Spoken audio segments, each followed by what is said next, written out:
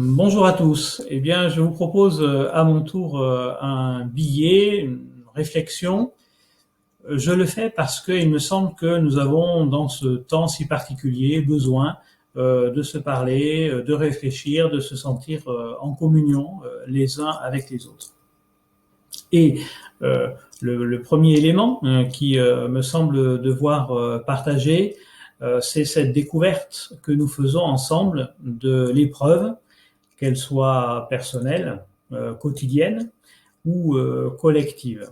Alors, peut-être qu'on pourrait s'attendre à ce que un premier message soit plus un encouragement, euh, et parce que le christianisme a vocation, je dirais, à être l'annonce de bonnes nouvelles, de respect de l'autre, d'amour, de portes ouvertes, de mains tendues.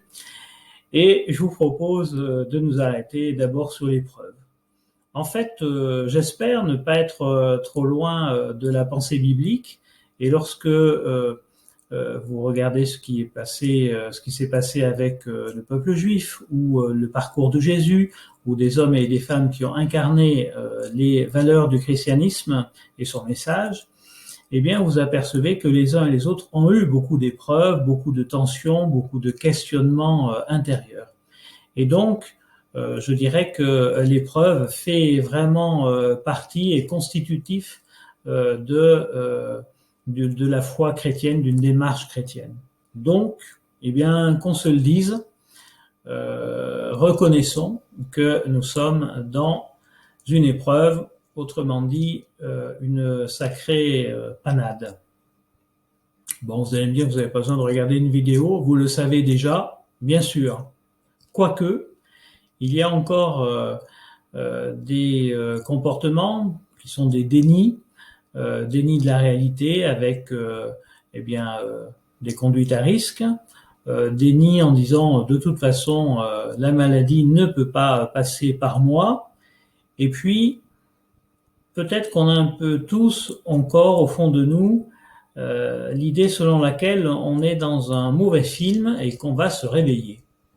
Eh bien non, on ne va pas se réveiller, nous sommes bien face à cette épreuve. Bon, alors c'est peut-être pas très optimiste, quoique peut-être que c'est nécessaire, et c'est même sans doute nécessaire.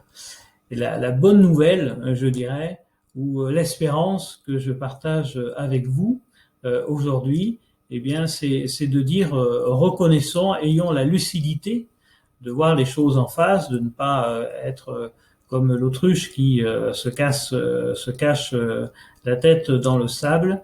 Reconnaissons la difficulté et la panade totale dans laquelle nous sommes. C'est seulement comme cela que nous pourrons en sortir.